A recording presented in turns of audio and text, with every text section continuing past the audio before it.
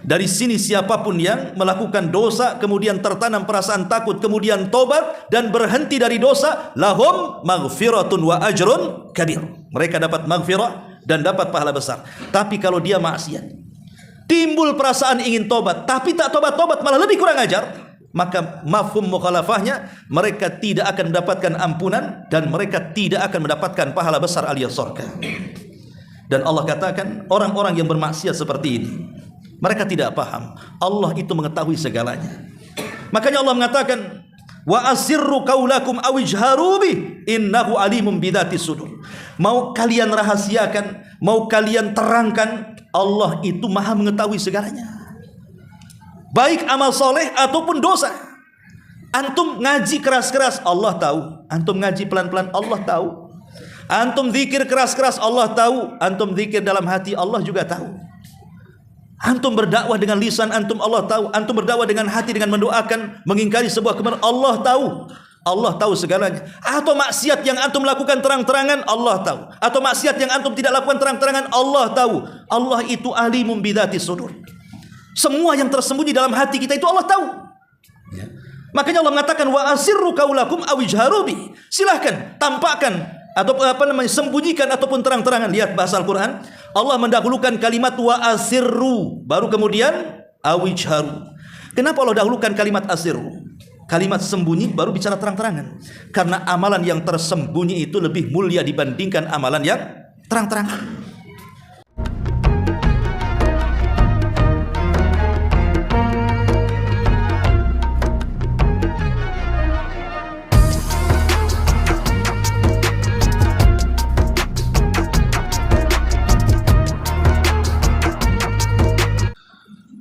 Bismillahirrahmanirrahim. Assalamualaikum warahmatullahi wabarakatuh. Alhamdulillah wassalatu wassalamu ala Rasulillah wa ala alihi wa sahbihi wa mawalah wa la hawla wa la quwwata illa billahi wa ba'd. Alhamdulillah, di malam ini kita kembali duduk di rumah daripada rumah-rumah Allah Subhanahu wa taala. Salawat dan juga salam tetap kita hadiahkan kepada Rasul kita Nabi besar Muhammad sallallahu alaihi wa ala alihi wasallam. Kita lanjutkan kembali kajian kita, masih membahas tafsir singkat dari surah Al-Mulk, dan kita masuk pada ayat 12 dan seterusnya. A'udzubillahi minasyaitonir rajim. Bismillahirrahmanirrahim. Innal ladzina yakhshawna rabbahum bil ghaibi lahum maghfiratun wa ajrun kabir. Wa asirru qawlakum aw ijharu bi innahu alimun bidzatis sudur. Ala ya'lamu man khalaqa wa huwal latiful khabir. Sesungguhnya orang-orang yang takut kepada Rabb-nya yang tidak terlihat oleh mereka, mereka akan memperoleh ampunan dan pahala yang sangat besar. Dan rahasiakanlah perkataanmu atau nyatakanlah, sungguh Dia maha mengetahui atas segala isi hatinya. Apakah pantas Allah yang menciptakan itu tidak mengetahui, sementara Dia maha halus dan zat yang maha mengetahui segalanya. Ma'asyiral muslimin wal muslimat rahimani wa rahimakumullah. Ayat sebelumnya menjelaskan tentang kondisi orang-orang kafir dan azab yang disediakan oleh Allah Subhanahu wa taala dengan neraka yang menyala-nyala. Dan kebiasaan Al-Qur'an, kalau disebutkan tentang akibat orang-orang kafir, maka akan disebutkan juga akibat orang-orang yang beriman. Makanya kenapa Al-Quran disebut Al-Mathani, selalu ada lawan yang dibicarakan. Lah dalam ayat ke-12 dari surah Al-Mulk ini, menjelaskan kepada kita tentang akibat dan balasan orang-orang yang beriman kepada Allah Subhanahu wa taala. Di sini Allah Subhanahu wa taala mengatakan innal ladzina yakhshawna rabbahum, sesungguhnya orang-orang yang mereka takut kepada Rabb mereka, bil ghaibi, di mana mereka takut kepada Allah Subhanahu wa taala atau kepada Rabb mereka yang memang tidak terlihat oleh mereka, tapi mereka sangat takut kepada zat yang tidak terlihat itu. Maka sebagai imbalan dan balasannya, lahum maghfiratun wa ajrun kabir, bagi mereka maghfirah, ampunan, dan bagi mereka pahala yang sangat besar alias surga. Ma'asyiral muslimin wal muslimat rahimani wa rahimakumullah. Di sini Allah Subhanahu wa taala menjelaskan tentang keutamaan orang-orang yang takut kepada Allah Subhanahu wa taala. Takut akan apa maksudnya di sini? Ulama mengatakan yang dimaksud takut kepada Rabb yang tidak terlihat itu pada 3 perkara. Yang pertama, khasyatu liqa'illahi azza wa jalla, takut akan perjumpaan dengan Allah Subhanahu wa taala. Dan perjumpaan kita dengan Allah Subhanahu wa taala ada di 4 tempat. 2 kali di dunia dan 2 kali di akhirat. Adapun di dunia, yang pertama kali saat kita sedang salat, itulah perjumpaan kita dengan Allah Subhanahu wa taala. Kemudian yang kedua, saat ruh keluar dari jasad kita. Kemudian ruh orang-orang yang beriman yang dibawa malaikat menembus lapisan-lapisan langit, kemudian berjumpa dengan Allah, dan Allah katakan kembalikan ruh ke dalam jasadnya, angkat catatannya ke tempat yang paling tinggi di sorga yang disebut dengan Illiyin. 2 pertemuan ini di dunia. Adapun di akhirat, saat mereka berada di padang mahsyar, di mana Allah katakan waja'a rabbuka wal malaku saffan saffa, dan ingatlah ketika Rabbmu datang sementara malaikat bersaf-saf, Allah menemui manusia di padang mahsyar. Dan pertemuan yang terakhir tentunya adalah saat kita izinkan oleh Allah masuk ke dalam surga. Itulah pertemuan yang paling bahagia dan membahagiakan. Karena disitulah kita akan terus memandang wajah Allah Subhanahu wa taala yang merupakan nikmat yang paling besar dibandingkan surga itu sendiri. Ma'asyiral muslimin yang dimuliakan Allah Azza wa Jalla, maka maksud dari rasa takut di sini khasyatullah, takut kepada Allah Subhanahu wa taala, maksudnya adalah takut saat kita kelak berjumpa dengan Allah. Kapan itu? Saat berada di padang mahsyar. Karena di situ Allah Subhanahu wa taala akan mengadili setiap manusia yang datang menghadapnya. Ada yang dihisab dengan hisab yang mudah, tapi ada juga yang dihisab dengan hisab yang sangat sulit. Maka orang-orang yang beriman mereka akan takut. Takut kalau saat berjumpa dengan Allah Subhanahu wa taala di padang mahsyar, mereka tidak mampu mempertanggungjawabkan semua yang mereka lakukan selama mereka hidup di dunia. Ini yang pertama. Kemudian yang kedua, yang dimaksud orang-orang yang mereka takut yakhshawna rabbahum bil ghaibi, orang-orang yang takut terhadap Rabbnya yang mereka tidak mampu melihatnya, maksudnya adalah khasyatu muraqabatillahi azza wa jalla, yaitu orang-orang yang menanamkan rasa takut karena merasa muraqabah, diawasi oleh Allah Subhanahu wa taala. Merasa diawasi oleh Allah Subhanahu wa taala. Walillahi mathalul a'la.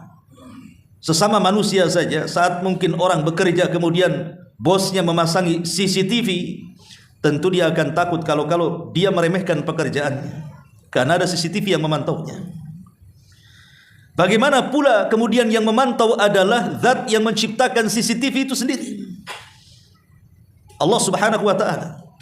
Maka orang-orang yang senantiasa muraqabah, menanamkan bahwa dirinya sedang diawasi oleh Allah Subhanahu wa taala, maka akan timbul perasaan takutnya di sini. Ini yang kedua. Dan yang ketiga, dan ini yang paling a'zam, yang paling agung adalah khasyatu al-musyahadah. Rasa takut seolah-olah kita betul-betul menghadap atau melihat Allah Subhanahu wa taala, dan ini tingkat ihsan yang paling tinggi.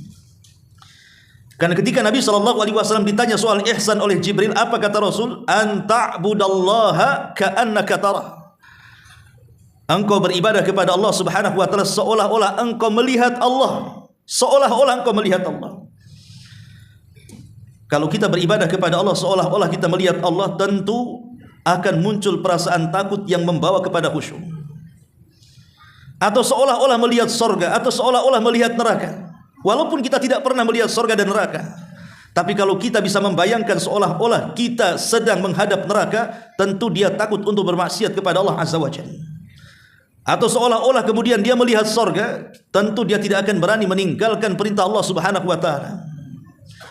Ma'asyiral muslimin yang dimuliakan Allah Azza wa Jalla, itulah makna alladzina yakhshawna rabbahum bil ghaibi, orang-orang yang takut akan Rabb mereka sekalipun mereka tidak mampu melihatnya. Ma'asyiral muslimin yang dimuliakan Allah Subhanahu wa taala, al-khasyah itu beda dengan al-khaufu, walaupun bahasa Arabnya sama. Secara penerjemahan al-khaufu ya takut, al-khasyah itu juga takut. Tetapi ulama membedakan bahwa kalimat khasyah itu maksudnya takut yang diiringi dengan ilmu, dan takut yang diiringi dengan pengagungan kita kepada Allah Subhanahu wa taala, itu disebut khasyah artinya. Makanya kenapa semakin dalam pengetahuan manusia kepada Allah, maka semakin takut dia kepada Allah Subhanahu wa taala. Semakin dangkal pengetahuan ia terhadap Allah, maka semakin hilang perasaan takutnya kepada Allah Azza wa Jalla. Dari sini Allah Subhanahu wa taala mengatakan innama yakhshallah min ibadihil ulama. Orang-orang yang takut merekalah para ulama. Lihat bahasanya, innama yakhsha, bukan innama yakhaf. Karena khasyah itu diiringi dengan pengetahuan. Makanya manusia yang paling tahu tentang Allah siapa? Rasulullah sallallahu alaihi wasallam. Itulah manusia yang paling tahu tentang Allah. Karena Nabi sallallahu alaihi wasallam adalah manusia yang paling tahu tentang Allah, maka dia manusia yang paling takut dengan Allah Subhanahu wa taala. Makanya Rasul mengatakan di hadapan para sahabat, "Inni la akhsyakum lillah wa la atqakum lahu." Sesungguhnya aku orang yang paling takut kepada Allah dan yang paling bertakwa kepada Allah dari kalian. Saat 3 orang datang menemui istri-istri Nabi, kemudian bertanya soal ibadah Nabi. Kemudian istri-istri Nabi menceritakan bagaimana ibadah Nabi di rumahnya. Ka'annahum taqalun, mereka menganggap ibadahnya Nabi itu masih sedikit. Tapi wajarlah karena Nabi sudah diampuni yang sedang, yang telah, dan yang akan datang. Akhirnya satu di antara mereka bersumpah dan mengatakan, aku akan sholat malam dan tidak akan pernah tidur selamanya. Yang satu mengatakan, aku akan berpuasa dan tidak akan batal selamanya. Yang satu mengatakan, aku tidak akan menikah dengan seorang wanita dan aku habiskan hidupku untuk ibadah selamanya. Maka Nabi SAW mendengar ucapan 3 orang ini, langsung mengumpulkan mereka semuanya. Kemudian Rasul mengatakan, innila akhsyakum lillah wa la atqakum lahu. Saya orang yang paling takut di antara kalian. Saya orang yang paling takwa di antara kalian. Tapi saya sholat malam, terkadang tidur, saya puasa, terkadang buka, saya pula menikahi banyak wanita. Syahidnya di sini Rasul mengatakan, innila akhsyakum lillah. Saya adalah orang yang paling takut kepada Allah. Ya, karena dia adalah orang yang paling paham dan mengetahui tentang Allah Subhanahu wa taala. Maka khasyah itu adalah takut yang diiringi dengan pengetahuan. Pengetahuan itulah yang membawa dia takut kepada Allah Azza wa Jalla. Karena orang jahil itu dia tidak takut karena dia tidak tahu apa yang ditakutkan. Mau takut sama apa? Dia sendiri tidak tahu apa yang ditakutkan. Tetapi orang alim tahu apa yang ditakutkan. Karena ketika dia tahu apa yang ditakutkan, tumbuhlah perasaan takut itu. Maka di sini Allah mengatakan innama yakhshallah min innama alladzina yakhshawna rabbahum bil ghaibi. Orang-orang yang mereka dipenuhi dengan khasyah, perasaan takut kepada Allah walaupun mereka tidak sanggup melihatnya. Perhatikan bahasa Quran. Allah Subhanahu wa taala ketika menyebut kalimat yakhshawna, Allah tidak mengatakan khasyaw, fi'lul madhi, tetapi Allah menggunakan fi'lul mudhari. Karena ada bedanya. Kenapa Allah tidak menggunakan fi'lul madhi tapi menggunakan fi'lul mudhari dalam bahasa Arab? Karena faedah daripada fi'lul mudhari adalah yufidud daimumah, memiliki faedah terus menerus. Artinya orang-orang yang mereka terus menerus, gitu maksudnya, terus menerus memiliki rasa takut kepada Rabb mereka, baik saat mereka berdiri, baik saat mereka duduk, baik saat mereka berbaring. Mereka senantiasa takut kepada Allah Subhanahu wa taala. Baik saat sendirian, baik saat rame-rame, mereka menanamkan perasaan takut kepada Allah Azza wa Jalla. Baik ketika seseorang menampakkan ataupun menyembunyikan wa asirru qaulakum aw ijharu bi, tetap mereka takut kepada Allah Subhanahu wa taala. Itulah sifat-sifat orang-orang yang mereka akan mendapatkan ampunan dan juga pahala yang besar berupa surga dari Allah Subhanahu wa taala. Lahum maghfiratu wa ajrun kabir. Alladzina yakhshawna rabbahum, orang-orang yang mereka takut kepada Rabb mereka. Takut, yang dimaksud takut di sini sebagian ahli tafsir mengatakan takut akan dosa-dosa.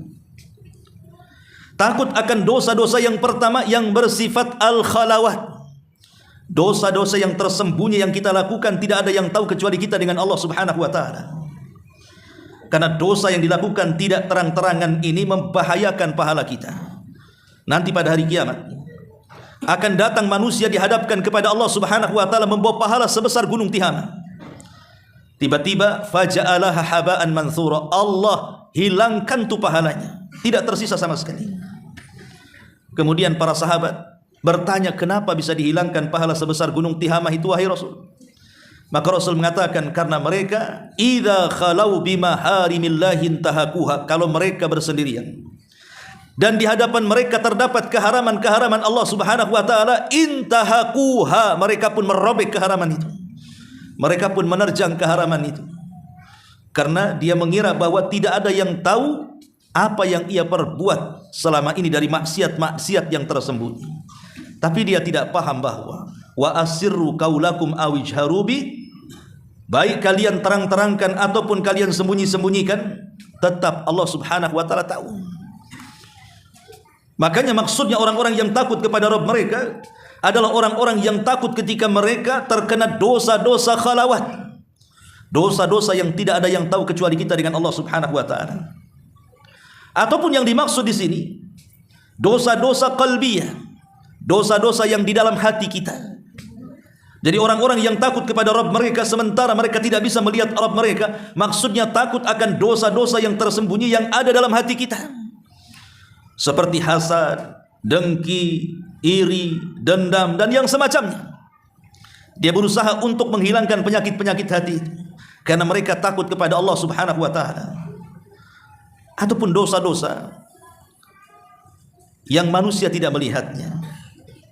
Boleh jadi mungkin dia mencuri tengah malam, manusia tidak melihatnya, atau mencopet, atau mungkin seorang suami selingkuh dari istrinya karena istri tidak melihatnya, atau mungkin sebaliknya, dan begitu seterusnya. Maka orang-orang yang takut akhirnya mereka pun terhindar dari dosa al-khalawat ataupun dosa qalbiyah atau dosa la yarahan nas yang manusia tidak melihatnya. Maka Allah Subhanahu wa taala katakan lahum maghfiratun wa ajrun kabir. Maka bagi mereka maghfirah, ampunan, dan juga pahala yang sangat besar. Ma'asyiral muslimin yang dimuliakan Allah Subhanahu wa taala, takut ini penting untuk ditanamkan karena dia satu di antara rukun ibadah qalbiyah. Kita tahu bahwa rukun ibadah hati itu kan 3. Pertama cinta, yang kedua harap, dan yang ketiga takut. Jadi takut ini perkara yang sangat penting. Kenapa demikian? Pertama, karena tidaklah tersifati dengan sifat ini kecuali dia orang yang bertakwa.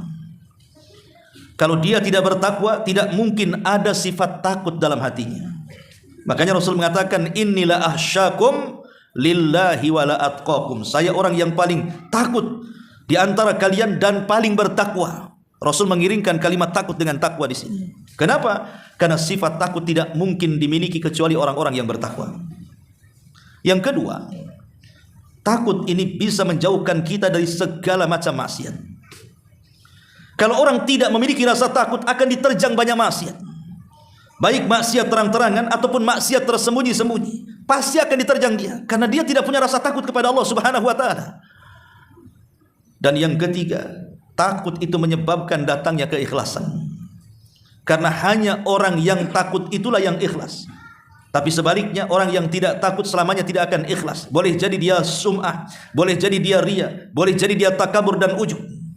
Tetapi ketika dia memiliki rasa takut, maka tumbuhlah perasaan ikhlas itu. An ta'budallaha ka'annaka tarahu fa illam takun tarahu fa innahu yara. Ma'asyiral muslimin yang dimuliakan Allah Subhanahu wa taala, tentu takut ini ada macam-macamnya. Pertama, ada takut yang disebut dengan mahmudah, dan yang kedua ada takut yang disebut dengan madhmumah. Jadi ada takut yang sifatnya terpuji, tapi ada juga takut yang sifatnya tercela. Adapun takut yang sifatnya terpuji itulah khasyatullah. Perasaan takut kita kepada Allah Subhanahu wa taala, akhirnya dengan takut itu kita semangat beribadah, dengan takut itu akhirnya lari dari kemaksiatan kepada Allah Azza wa Jalla, dan dia berusaha untuk mencari redha dan juga pahala Allah Subhanahu wa taala. Tapi di sana ada takut yang tercela, takut yang diberikan kepada selain Allah Subhanahu wa taala. Takut yang diberikan kepada selain Allah Azza wa Jalla. Akhirnya kemudian dengan takut yang diberikan kepada selain Allah Subhanahu wa taala ini mengakibatkan akhirnya al-qunut wal yas, putus asa dia. Dan bahkan bisa menjerumuskan kepada kesyirikan kan. Orang yang takut kepada selain Allah Subhanahu wa taala bisa menjerumuskan kepada kesyirikan. Dahulu di zaman jahiliyah, apabila lewat di sebuah tempat yang menyeramkan, maka mereka akan permisi di tempat itu kepada pemimpin tempat itu, kepada sayyidnya kaum tempat itu. Padahal yang menakut-nakuti itu adalah jin. Pokoknya orang-orang jahiliyah itu seperti itu. Kalau lewat saja, mereka akan permisi kepada tuan pemilik tempat lembah itu. Saya pikir yang seperti ini hanya ada di zaman jahiliyah. Rupanya ada juga di zaman sekarang yang suka permisi-permisi ke tempat gelap kan. Ada pohon agak angker, permisi mbah mau lewat. Ada yang seperti itu, ada. Kalau naik motor diklakson, tit gitu ya, selewat gitu. Untuk apa permisi? Coba kalau seandainya ada jawaban. Permisi, ya kira-kira makin takut atau makin berani? Makin ngacir lah dan itu. Nggak perlu takut, makanya kemudian ajaran itu dihapuskan oleh Nabi. Kata Nabi SAW, "Idza nazala manzilan," kalau engkau singgah di sebuah tempat yang nampaknya angker tempat itu, maka Rasul mengatakan, katakan a'udzu bikalimatillahi tammati min syarri ma khalaq. Kata Rasul, lam yadurrahu hatta yartahil min manzilihi dzalik. Maka tidak ada yang memadaratkan dia sampai dia melintasi tempat itu. Ya, makanya di sini itulah takut tercela, takut kepada selain Allah Azza wa Jalla. Bisa dampaknya kepada kesyirikan. Ya. Ma'asyiral muslimin yang dimuliakan Allah Subhanahu wa taala, tapi tentunya juga yang namanya memupuk perasaan takut kepada Allah Subhanahu wa taala tentu harus ada sebab. Macam mana caranya supaya kita ini mudah takut kepada Allah Subhanahu wa taala? Ya tadi yang pertama adalah belajar, menuntut ilmu, hadir di majelis ta'lim. Karena takut itu tidak mungkin muncul kecuali karena ilmu. Innama yakhsyallah min ibadihil ulama. Sesungguhnya orang-orang yang takut merekalah para ulama, merekalah orang-orang yang memiliki pengetahuan. Maka kalau ingin memupuk perasaan takut, berbanyaklah hadir di majelis ilmu. Maka takut itu akan datang kepada kita. Kemudian yang kedua, salatul laili. Biasakan salat malam. Biasakan salat malam. Nabi SAW sampai mengatakan, wa rajulun dzakarallaha khalian fafadat aina. Ketika menyebutkan 7 orang yang akan mendapatkan naungan arsy di hari yang tidak ada naungan kecuali naungan Allah Subhanahu wa taala, salah satunya adalah wa rajulun dzakarallaha khalian fafadat aina. Seorang laki-laki yang berzikir kepada Allah tengah malam. Tidak ada yang tahu kecuali dia dengan Allah Subhanahu wa taala, dan dia mampu meneteskan kedua air matanya. Merekalah ahli tahajud, ahli qiyamul lail. Kemudian yang ketiga, al-istima'u lil Qur'an. Orang-orang yang akan tumbuh perasaan takutnya adalah orang-orang yang suka membaca Al-Quran dan mendengarkan Al-Quran. Membaca dan mendengarkan Al-Quran. Makanya satu hari Nabi SAW memanggil Abdullah ibn Mas'ud radhiyallahu anhu. Kemudian mengatakan, "Wahai ibnu ummi abdin, iqra alayya Al-Quran, bacakan Al-Quran kepadaku." Kata Abdullah ibn Mas'ud radhiyallahu anhu, "Ya Rasulullah, aqra'u alayka Al-Quran wal Qur'anu unzila ilaika." Haruskah saya membaca Al-Quran kepadamu wahai Rasul sementara Quran itu turun kepadamu? Kata Rasul, "Iqra," baca saja. Akhirnya Abdullah bin Mas'ud pun membaca suratun Nisa sampai kepada ayat ke-41. Fa kaifa idza ji'na min kulli ummatin bisyahid wa ji'na bika ala haula'i syahida. Kata Nabi SAW, "Hasbuka ya Ibn Mas'ud." Cukup. Kata Abdullah bin Mas'ud, aku lihat ketika Rasul mendongakkan wajahnya, maka kulihat banyak air mata yang bercucuran dari kedua matanya. Karena rasa takutnya kepada Allah Subhanahu wa taala. Maka yang ketiga, perbanyak membaca Quran dan mendengarkannya. Kemudian yang keempat, tadzakkurul jannati wan nar. Mengingat surga dan neraka. Maka akan timbul tuh perasaan takut itu. Jadi pelajari tentang surga dan neraka. Sampai-sampai Abu Asim rahimahullahu taala dia mengatakan, raaitu Hisham ibn Hassan, aku melihat Hisham ibn Hassan seorang ulama salaf. Ya. Ketika dia mendengarkan tentang bagaimana indahnya surga dan bagaimana kengerian neraka, fabaka hatta salat dumu'uhu, dia pun menangis sampai kemudian air matanya terus berjalan dan menetes dari kedua matanya. Begitulah para salaf. Kemudian juga yang keempat, yang kelima, tarkud dzunub. Kalau ingin memiliki perasaan takut kepada Allah, tinggalkan dosa. Karena dosa itu yang menjadikan hilang perasaan takut kita kepada Allah. Coba perhatikan para pemain dosa itu, orang-orang yang gemar melakukan dosa itu, hilang perasaan takutnya kepada Allah. Orang yang meninggalkan salat, kemudian terjerumus kepada khamar, kepada narkoba, kepada zina, kepada judi dan yang semacamnya, hilang perasaan takutnya. Padahal Nabi SAW mengatakan seorang mukmin itu kalau melihat dosa ibarat duduk di belakang gunung yang akan meletus. Kira-kira lari atau diam? Pasti lari. Begitulah seorang mukmin. Tapi orang fajir, kata Rasul, ketika melihat dosa itu kayak lalat nemplok di hidung kemudian ditepak balik lagi. Artinya kalaupun dia menyesal, itu bukan tobat tapi tomat. Habis tobat kumat tuh. Nah, itulah orang-orang fajir seperti itu. Makanya kalau ingin terpupuk perasaan takut, tinggalkan dosa. Kemudian yang ke-7, sama'ul mawaid. Biasakan mendengar kajian-kajian, wejangan-wejangan, nasihat-nasihat. Karena terkadang hati ini ada iqbal, ada idbar. Kata Abdullah bin Mas'ud radhiyallahu anhu, hati manusia itu terkadang ada iqbalnya, menerima nasihat. Terkadang ada idbarnya, menolak nasihat. Jadi ketika antum ini hatinya sedang lapang, hadiri majelis ta'lim, dengarkan apa yang dinasihatkan oleh guru-guru kita. Maka itu akan terpupuk perasaan takut kepada Allah Subhanahu wa taala. Lah inilah kata para ulama di antara pendorong-pendorong kalau ingin kita menanamkan perasaan takut kepada Allah Subhanahu wa taala. Ma'asyiral muslimin yang dimuliakan Allah Subhanahu wa taala. Dan biasanya perasaan takut ini akan membuahkan air mata yang tidak akan tersentuh oleh api neraka. Nabi SAW mengatakan, al-ainani la tamassahumun naru. Ada dua air mata yang tidak mungkin disentuh oleh neraka. Maka Nabi SAW mengatakan salah satunya ainun bakat min khasyatillah, mata yang menangis karena takut kepada Allah Subhanahu wa taala. Ma'asyiral muslimin yang dimuliakan Allah Subhanahu wa taala. Tentu tangisan-tangisan karena takut kepada Allah Subhanahu wa taala ini macam-macam jenisnya. Kalau kita takut sampai meneteskan air mata, maka takut kita ini luar biasa. Bisa menjadikan neraka jauh dari kita. Bagaimana caranya? Supaya kita bisa meneteskan air mata. Apakah diletakkan balsam biar dia nangis kan itu, atau diletakkan cabai ya, atau mengiris bawang di depan matanya gitu ya. Bukan itu. Kalau itu tangisan buaya itu bukan tangisan beneran ya. Maksudnya tangisan yang betul-betul keluar dari hati yang ikhlas itu, pertama, boleh jadi disebabkan mafatal insan min ujurin fil akhirati. Dia merasa ada kehilangan dari pahala-pahala yang akan membuahkan hasil kelak di akhirat. Jadi kalau seandainya dia ketinggalan amal saleh itu, dia merasa sedih. Kenapa saya tadi tidak ngaji? Kenapa saya tadi tidak tahajud? Kenapa saya tadi tidak sedekah? Kenapa saya tadi tidak berbuat baik dan kebajikan? Dan begitu seterusnya. Hatinya itu lawamah, mencela dirinya ya. Kan jiwa itu kan ada tiga.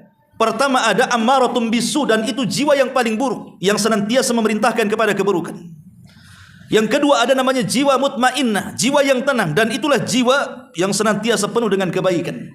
Tapi ada di sana jiwa-jiwa di antara keduanya, di antara ammaratum bisu dan di antara mutmainnah yang disebut dengan lawamah. Jiwa lawamah ini artinya jiwa yang selalu mencela dirinya. Tapi jiwa lawamah ini dilihat dia sedang mencela apa. Kalau dia mencela kebaikan yang sudah dilakukannya, bisa saja menjadi ammaratum bisu. Tapi kalau seandainya dia mencela jiwanya, kenapa dia tidak melakukan kebaikan, maka bisa saja naik kepada mutmainnah. Contoh umpamanya, ada orang bersedekah 100.000. Setelah dia bersedekah, dia pulang, diomeli sama istrinya.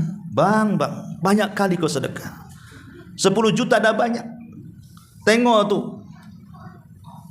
Tengok apa? Itu. Kalung belum dibeli katanya. Motor belum lunas. Dan begitu seterusnya. Duduklah dia. Oh betul juga kata istri ini. Nyesel dia akhirnya. Lah ini namanya nyesel setelah berbuat baik kan namanya. Itulah lawam artinya. Lah nyesel setelah berbuat baik ini bahaya. Karena bisa saja akhirnya jiwanya menjadi ammaratun bisu. Tapi ada yang sifat lawamahnya itu, kalau dia tidak melakukan kebaikan, dia salahkan dirinya. Kenapa aku tadi tidak ngaji? Coba aku ngaji tadi kan enak. Kenapa aku tidak ikut kerja bakti? Kenapa aku tidak berbuat baik? Kenapa aku tidak ini dan tidak itu? Lah kalau jiwanya mencela soal kebaikan yang luput pada dirinya, maka akan menimbulkan perasaan takut. Boleh jadi hatinya akan meningkat menjadi mutmainnah, penuh dengan kebaikan, penuh dengan rasa takut kepada Allah Subhanahu wa taala. Ini yang pertama. Atau sebab yang kedua, tadzakkur fuqara'il muslimin. Kita ingat saudara-saudara kita dari orang-orang yang fakir dan miskin atau orang-orang yang tertindas. Akhirnya kita menangis karena takut kepada Allah Azza wa Jalla. Melihat saudara kita yang ada di Gaza yang dibantai oleh Israel, pamannya kan. Melihat saudara kita yang terkena musibah, entah kena tsunami, kena gempa, kena gunung meletus, kena kebanjiran, kena puting beliung atau apalah namanya. Kita lihat di YouTube, akhirnya kita pula nangis. Nangis, ya. Itu tangisan itu karena takut kepada Allah Azza wa Jalla. Kenapa aku tidak bisa membantu mereka? Ini enggak, nangisnya itu kalau dengar lagu, oh lagunya ini rupanya menceritakan tentang kisah masa lalunya. Nangis dia. Kenapa aku tidak kawin sama dia? Kenapa sama si ini pula yang hitam katanya. Ini kan bahaya kawan ya. Jadi ada orang-orang yang kemudian ketika melihat orang-orang susah di berita di YouTube, langsung dia terenyuh nangis dia. Itulah hati-hati yang lembut ikhwan.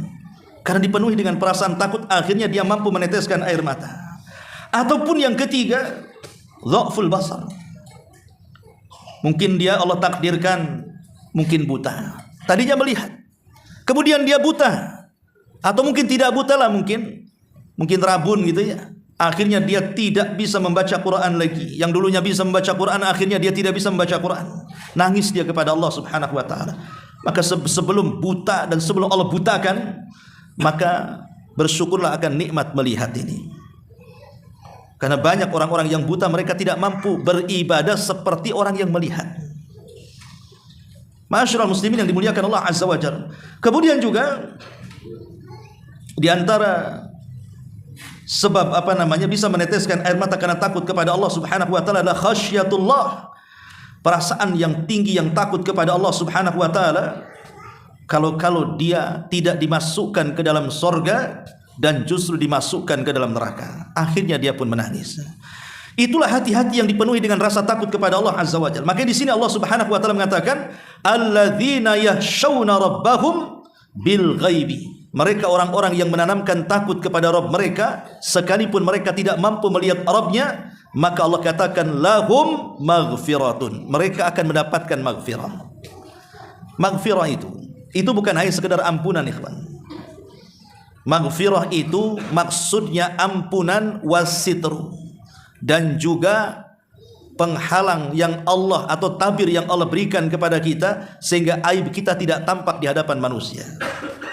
Itu makna maghfirah. Jadi kalau kita meminta ampun, pamannya kita mengatakan rabbighfirli wali walidayya warhamhuma kama rabbayani shaghira. Rabbighfirli, ya Allah ampunilah aku. Atau kita katakan astaghfirullahal azim, aku meminta ampun akan dosa-dosaku ya Rabb. Kalimat istighfar ini memiliki dua makna. Makna yang pertama, kita meminta kepada Allah Subhanahu wa taala agar aib kita tidak ditampakkan di hadapan manusia ketika di dunia dan juga di akhirat. Dan yang kedua, agar Allah tidak mengazab gara-gara dosa yang kita lakukan di dunia. Jadi makna maghfirah itu dua, ya. Pertama, Allah akan menutupi aib kita baik di dunia ataupun di akhirat. Dan yang kedua, dosa-dosa yang kita lakukan di dunia tidak akan disentuh azab pada hari kiamat. Makanya beruntunglah orang-orang yang meminta ampunan kepada Allah, kemudian Allah ampuni dosa-dosanya, karena aibnya akan ditutup dan dosanya tidak menjadikan dia diazab. Itulah orang-orang yang takut kepada Allah Azza wa Jalla. Mereka akan mendapatkan maghfirah. Akan ditutup aibnya oleh Allah Subhanahu wa taala di dunia dan akhirat. Karena begini ikhwatu fiddin, satu saja aib kita ditampakkan oleh Allah, itu malunya seumur hidup kita akan derita. Coba betapa banyak orang-orang yang dulunya hidup senang, tiba-tiba terbongkar aibnya. Contoh umpamanya, ada orang yang korupsi triliunan, tahu-tahu ketahuan, akhirnya dibongkar oleh Allah sampai kemudian viral kan, itu viral lah kan itu ya. Apa enggak malu dia? Maka dia berusaha untuk klarifikasi, aku enggak korupsi ya. Percuma juga. Kalau Allah sudah hinakan, tidak ada yang mengangkat derajat dia. Sebagaimana kalau Allah muliakan, tidak ada yang bisa menghinakan dia. Nah dari sini kita tahu bahwa kalau satu saja aib itu dibongkar, subhanallah, maka hidupnya itu akan dipenuhi rasa kehinaan. Sampai ada satu keluarga, udah puluhan tahun dia berumah tangga, tiba-tiba satu pasangannya selingkuh. Dia tutup-tutupi itu selingkuhnya, tapi namanya dia sudah menzalimi orang. Dan Allah katakan, wala tahsabannallaha ghafilan amma ya'malu zalimun. Jangan kau kira Allah lalai terhadap orang-orang yang melakukan kezaliman. Subhanallah, terungkaplah aibnya. Maka ketika terungkap aib ini, orang ini merasa terhina sampai hari ini. Istrinya sudah tidak cinta dengan dia, manusia sudah tahu kelakuannya, seolah-olah tidak betah lagi hidup di situ. Itu baru satu yang disingkapkan aibnya. Macam mana kalau aib yang lain disingkapkan? Tapi kalau orang mendapatkan ampunan Allah Subhanahu wa taala, pasti Allah akan tutup aibnya. Yang jelas dia tidak meneruskan maksiatnya, bertobatlah kepada Allah Subhanahu wa taala. Sebesar apapun dosa kita, kalau kita bertobat kepada Allah, meminta ampunan Allah, kemudian Allah berikan ampunannya, maka dosa sebesar itu pasti akan ditutupi aibnya. Itu di dunia. Di akhirat Allah ampuni dosa-dosanya dengan tidak diazab. Kemudian Allah mengatakan, lahum maghfiratun wa ajrun kabir. Dan bagi mereka pahala yang sangat besar. Maksud pahala yang sangat besar di sini apa? Maksudnya surga. Jadi orang-orang yang takut kepada Rabb mereka, yang tidak terlihat oleh mereka, bagi mereka memperoleh ampunan, dan bagi mereka akan mendapatkan pahala besar. Maksudnya akan memperoleh surga. Pertanyaannya, apakah surga itu jaza, balasan? Apakah orang masuk surga itu karena balasan dia sudah beramal saleh, sudah takut kepada Allah, akhirnya dengan takut itu merangsang dia untuk beramal dan menjauhi maksiat? Apakah surga itu bentuk balasan dari amal saleh? Kita katakan dirinci pembahasannya, karena tidak ada yang masuk surga karena amalannya.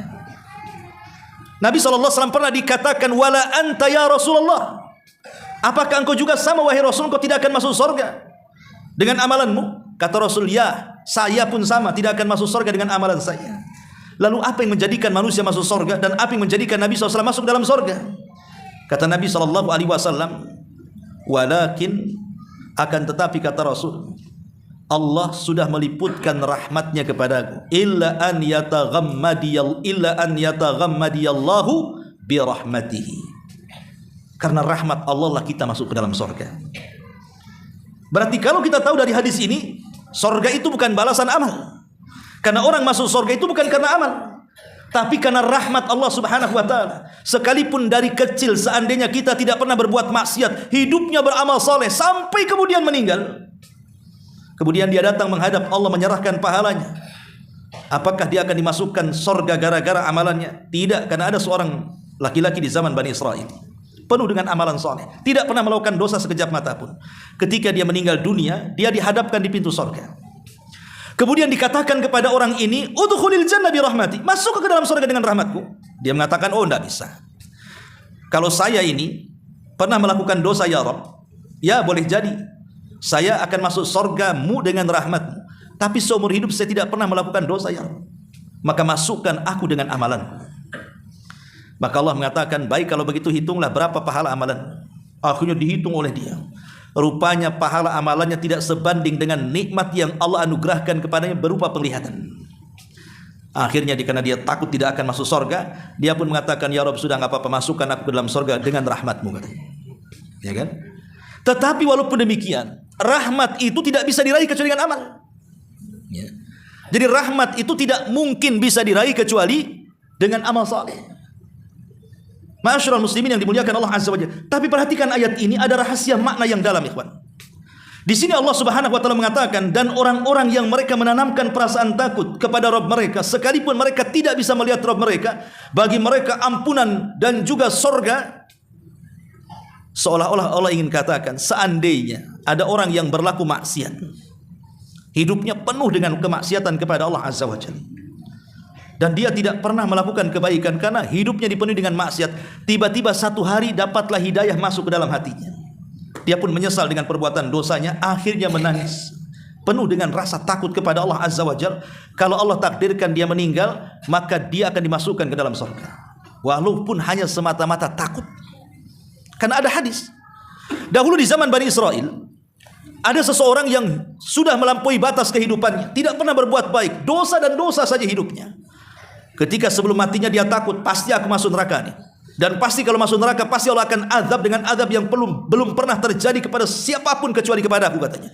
Maka dia kumpulkan anak-anaknya dan mengatakan, kalau aku mati, bakar jasadku. Bakar jasadku. Kemudian abunya kalian lempar di semua air lautan di dunia ini. La in qadarallahu, katanya. Kalau Allah takdirkan dia mampu menghidupkanku, katanya, pasti dia akan mengadab aku dengan adab yang belum pernah diadab siapapun di alam semesta ini. Akhirnya betul-betul ketika dia mati, wasiatnya dilaksanakan oleh anak-anaknya. Ketika sudah jadi abu, maka abunya disebar di semua pantai dan lautan. Dia salah, Allah itu ala kulli syai'in qadir.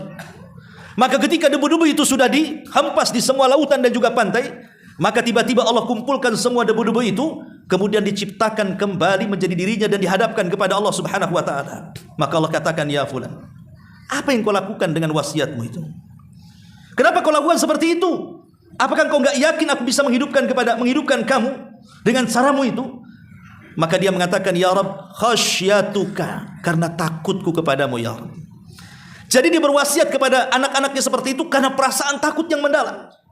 Akhirnya dia berwasiat seperti itu.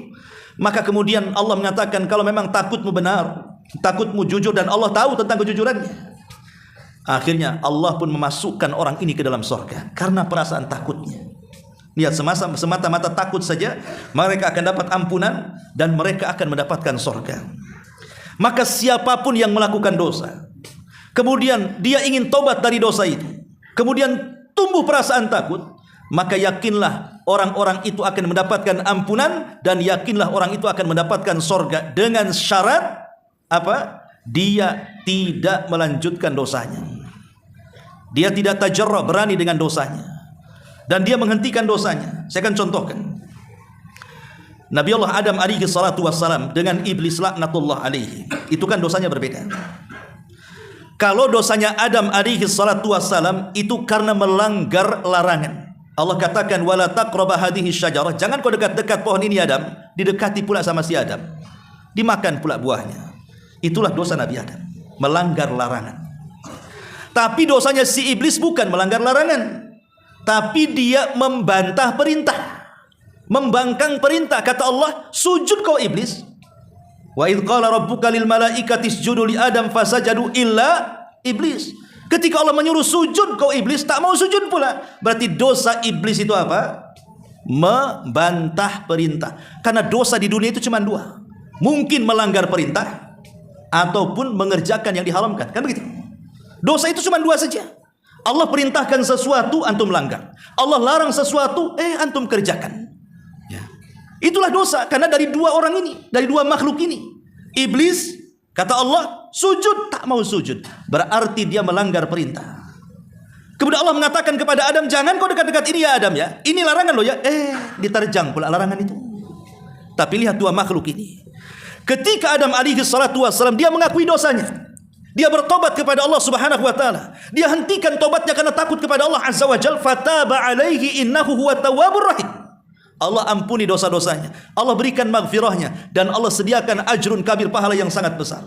Tapi iblis yatajarra. Iblis kurang ajar. Setelah diusir dari sorga, bukannya dia bertobat, malah bersumpah dan menyalahkan Allah dan mengatakan, wa bi'izzatika, dan demi kemuliaanmu ya Rabb, katanya, aku akan sesatkan tuh. Bukannya tobat malah tajar, kurang ajar kan?